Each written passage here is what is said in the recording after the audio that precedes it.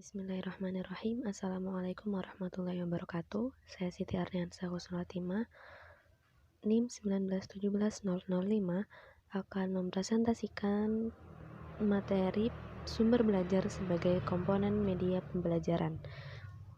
Langsung saja ke pengertian dan klasifikasi sumber belajar. Sumber belajar adalah guru dan bahan-bahan pelajaran berupa buku bacaan atau semacamnya. Pengertian lainnya adalah segala daya yang dapat dipergunakan untuk kepentingan proses pembelajaran, baik secara langsung maupun tidak langsung. Nah, jadi sumber belajar yakni segala apa yang bisa mendatangkan manfaat atau mendukung dan menunjang individu untuk berubah ke arah yang lebih positif, dinamis, atau menuju perkembangan. Jadi, sumber belajar, pengertian dari lainnya, sumber belajar adalah segala macam sumber yang ada di luar yang memungkinkan terjadinya proses belajar. Jadi, sumber belajar itu begitu luas dan kompleks, ya, lebih dari sekedar media pembelajaran. Jadi sumber belajar ini kiranya dapat diprediksi, dapat mendukung dan memberikan manfaat dalam proses pembelajaran serta mampu mencapai keberhasilan pembelajaran. Selanjutnya, AICT Association of Education Communication Technology mengklasifikasi sumber belajar dalam 6. Yang pertama ada message atau pesan. Di sini pesan yaitu informasi atau ajaran yang diteruskan oleh komponen lain dalam bentuk gagasan, fakta, arti, dan data. Selanjutnya ada people, orang, yakni manusia yang bertindak sebagai penyimpan, pengelola, dan penyaji pesan termasuk kelompok ini itu misalnya dosen, guru, tutor, dan lain sebagainya. Kemudian yang ketiga ada materials atau bahan, yaitu perangkat lunak yang mengandung pesan disajikan melalui penggunaan alat atau perangkat keras ataupun oleh dirinya sendiri, seperti transportasi, slide, film, audio, video, modul, majalah, buku, dan sebagainya. Yang keempat ada device atau alat, yakni sesuatu perangkat keras yang digunakan untuk menyampaikan pesan yang tersimpan dalam bahan, misalnya proyektor, slide, video tape, recorder, dan lain sebagainya. Yang kelima, teknik, yaitu prosedur atau acuan yang dipersiapkan untuk penggunaan bahan, peralatan, orang, lingkungan untuk menyampaikan pesan, misalnya pengajaran terprogram seperti modul, simulasi, demonstrasi, tanya jawab, dan lain sebagainya. Selanjutnya ada setting atau lingkungan. Di sini yakni situasi atau suasana sekitar di mana pesan itu disampaikan, baik di lingkungan fisik maupun lingkungan non-fisik. Selanjutnya ada pengklasifikasian yang perlu diperhatikan. Ada 3 langkah. Yang pertama, membuat daftar kebutuhan melalui identifikasi sumber dan sarana pembelajaran yang diperlukan untuk kegiatan pembelajaran yang ada di kelas maupun di sekolah, seperti membuat daftar inventaris sumber dan sarana belajar yang telah tersedia, baik yang ada di lembaga pendidikan maupun di luar lembaga pendidikan. Nah, yang di dalam lembaga pendidikan itu misalnya media pembelajaran dan laboratorium, perpustakaan, dan sebagainya. Yang di luar lembaga pendidikan itu seperti fasilitas yang tersedia di masyarakat, misalnya pakar-pakar atau praktisi ahli yang ada di sekitar lembaga pendidikan. Yang kedua, penggolongan ketersediaan alat, bahan, atau sumber belajar. Nah, tujuannya adalah untuk Mengetahui ketersediaan sumber belajar yang ada pada suatu lembaga pendidikan, manakah sumber belajar yang sangat diperlukan atau belum yang sangat diperlukan namun belum ada, kemudian diadakan baik melalui dengan cara pembelian, meminjam atau cara lainnya. Selanjutnya, pengelompokan sumber belajar. Pengelompokan sumber belajar di sini yang ada yang pertama yakni lingkungan alam. Lingkungan alam ini baik berupa benda yang ada di sekitar lembaga pendidikan seperti batu, tumbuhan, sungai, sawah dan sebagainya. Nah, jenis sumber belajar ini mampu mengasah seluruh siswa, mengasah linguistiknya, kemudian matematika, musikal, jasmani dan lainnya.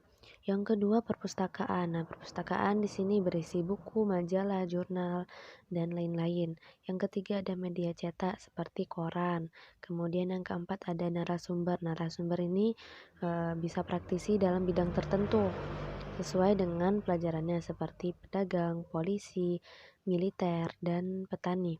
Dan ini kita bisa memanggil mereka untuk datang ke sekolah maupun kita yang datang ke tempat mereka bekerja.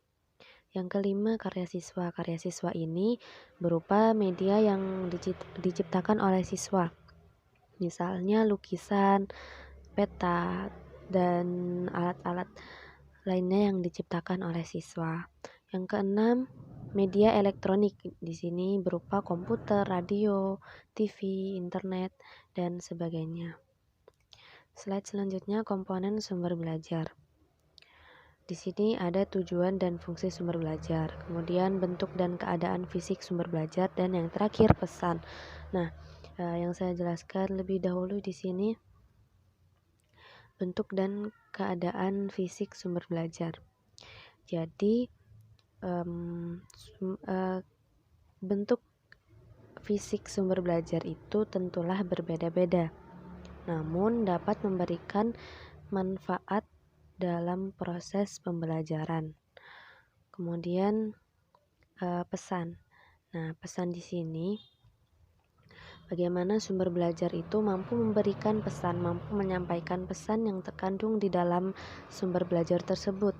Nah, di sini kita harus perhatikan dari sumber belajar ini apakah dia mampu memberikan pesan atau tidak, dan apakah pesan sumber belajar ini dapat menyampaikan pesan secara efektif dan efisien atau tidak. Selanjutnya, tujuan dan fungsi sumber belajar.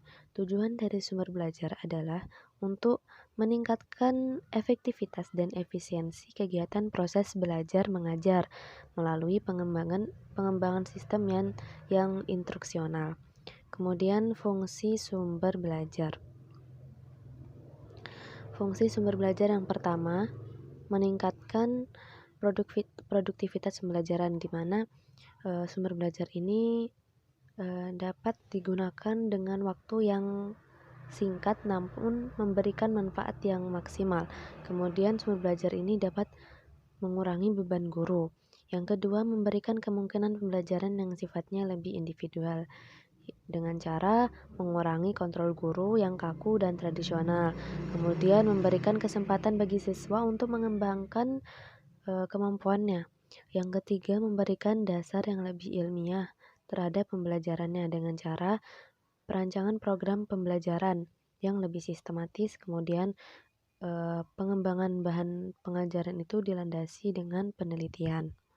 Selanjutnya yang keempat, lebih memantapkan pelajaran dengan cara meningkatkan kemampuan manusia dalam penggunaan berbagai media komunikasi yang dengan jalan yang lainnya seperti penyajian informasi dan bahan itu yang lebih konkret. Yang kelima, memungkinkan belajar secara seketika. Jadi sumber belajar di sini bisa digunakan dengan waktu yang seketika, bisa digunakan kapanpun, bisa kita manfaatkan kapanpun. Yang keenam, memungkinkan penyajian pembelajaran yang lebih luas, terutama dengan media massa. Nah, seperti itu. Selanjutnya pemilihan sumber belajar. Di sini ada kriteria umum dan kriteria berdasarkan tujuan. Yang pertama, kriteria umum maksudnya adalah bagaimana sumber belajar itu ekonomis dalam artian murah dan tidak banyak mengeluarkan biaya seperti itu ya. Kemudian fleksibel, relevan dengan tujuan pengajaran, dan efisiensi. Kemudian sumber belajar di sini mampu mencapai tujuan dari pembelajaran. Yang kedua, kriteria berdasarkan tujuan. Di sini sumber belajar ini dapat memberikan motivasi pada siswa. Kemudian sumber belajar ini digunakan untuk tujuan pembelajaran, untuk penelitian, untuk memecahkan suatu masalah, dan untuk presentasi. Slide selanjutnya, faktor-faktor sumber belajar. Faktor-faktor sumber belajar yang pertama, perkembangan teknologi, di mana semakin berjalannya waktu, teknologi itu akan semakin berkembang, dan mau tidak mau kita harus mampu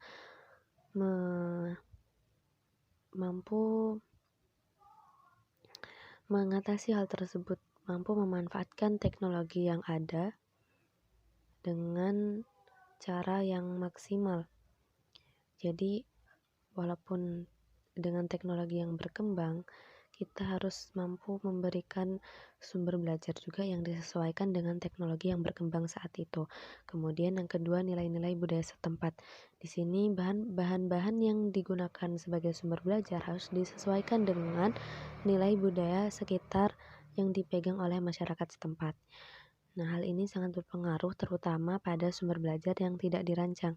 Yang ketiga, keadaan ekonomi pada umumnya. Jadi, setiap lembaga pendidikan tentulah memiliki keadaan ekonomi yang berbeda-beda. Jadi, bagaimana cara kita menggunakan sumber belajar atau memilih sumber belajar itu disesuaikan dengan kondisi lembaga pendidikan tersebut. Yang keempat, keadaan pemakai. Jadi, sumber belajar itu dapat dikatakan bermanfaat apabila si pemakai ini mampu memanfaatkan dari sumber belajar tersebut. Gitu. Salah satunya dapat dikatakan bermanfaat, salah satunya yakni pemakai mampu menggunakan sumber belajar tersebut. Yang slide selanjutnya, langkah-langkah pemilihan sumber belajar yang dikemukakan oleh Anderson. Yang pertama, merumuskan tujuan pembelajaran yang akan dicapai dengan penggunaan sumber belajar yang secara jelas. Jadi, kita tentukan media seperti apa yang kita gunakan untuk mencapai tujuan pembelajaran tersebut. Kita harus menyesuaikan media yang digunakan untuk mencapai tujuan pembelajaran. Jika tidak disesuaikan, maka tujuan pembelajaran tersebut tidak akan tercapai. Yang kedua, menentukan isi pesan yang diperlukan untuk mencapai tujuan. Yang ketiga, mencari bahan pembelajaran yang memuat isi pesan. Tentulah kita harus mencari sumber belajar yang mampu menyampaikan serta berisi pesan. Yang keempat, menentukan apakah penggunaan sumber belajar ini efektif atau efisien. Apakah yang keempat ini menentukan apakah perlu menggunakan sumber belajar seperti dosen, pakar, maksudnya sumber belajar orang ya, seperti dosen, pakar, tokoh ilmuwan, tokoh masyarakat setempat, dan sebagainya. Kemudian yang kelima, menentukan apakah perlu menggunakan peralatan untuk mentransmisikan isi pesan. Yang selanjutnya, memilih peralatan yang sesuai dengan kebutuhan untuk mentransmisikan isi pesan. Selanjutnya, menentukan teknik penyajian pesan, menentukan latar setting, tempat berlangsungnya kegiatan penggunaan sumber belajar. Menggunakan semua sumber belajar yang telah dipilih atau ditentukan dengan efektif dan efisien. Selanjutnya, mengadakan penilaian terhadap sumber belajar. Nah, selanjutnya di sini ada beberapa prinsip menurut Sujana yang seorang guru harus sebaiknya itu memperhatikan prinsip-prinsip ini agar sumber belajar itu dapat dimanfaatkan dan dapat mencapai hasil yang baik. Pertama, menentukan sumber belajar dengan tepat. Jadi disesuaikan dengan tujuan dan bahan pelajaran yang akan diajarkan. Yang kedua,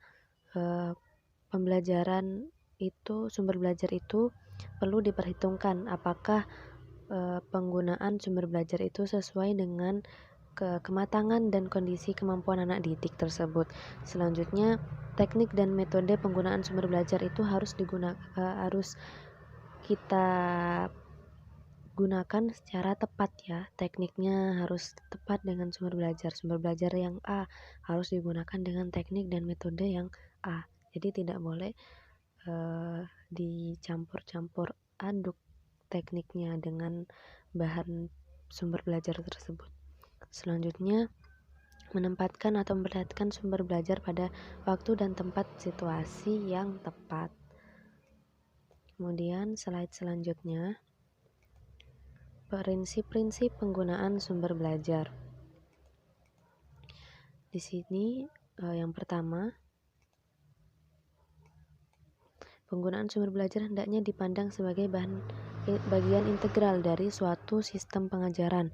Sumber belajar pengajaran hendaknya dipandang sebagai sumber belajar yang digunakan dalam usaha memecahkan masalah yang dihadapi dalam proses belajar mengajar.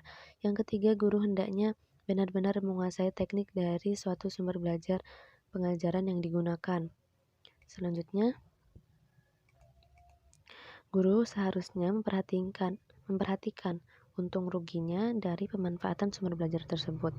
Yang kelima, penggunaan sumber belajar itu harus diorganisir secara sistematis agar pemanfaatannya dapat maksimal dan mencapai hasil yang maksimal pula.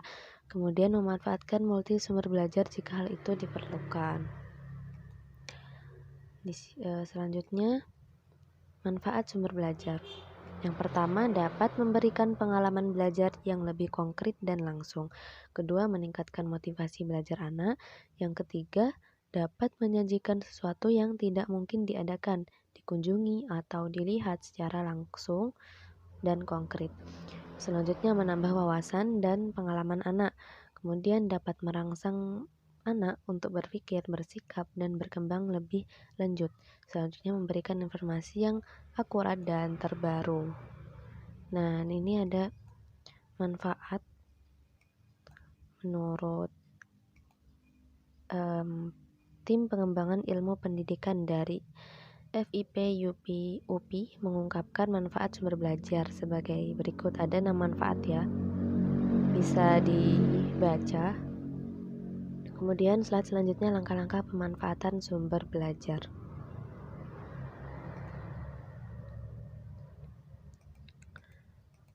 Langkah-langkah pemanfaatan sumber belajar. Yang pertama, tahap perencanaan. Nah, dalam tahap ini, guru merencanakan pemanfaatan sumber belajar yang disesuaikan dengan tujuan instruksional khusus, ketersediaan sumber belajar, keadaan dan karakteristik sumber belajar, metode pengajaran, prinsip mengaktifkan siswa, dan prinsip mempermudah proses belajar mengajar. Yang kedua, tahap selanjutnya yakni tahap pelaksanaan, di mana dalam tahap ini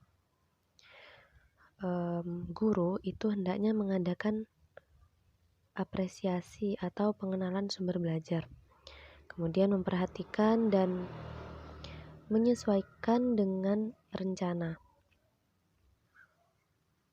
Selanjutnya, memilih alternatif pemanfaatan sumber belajar yang bervariasi, kemudian mampu mengaktifkan siswa dan memiliki alternatif sumber belajar secara individual maupun kelompok.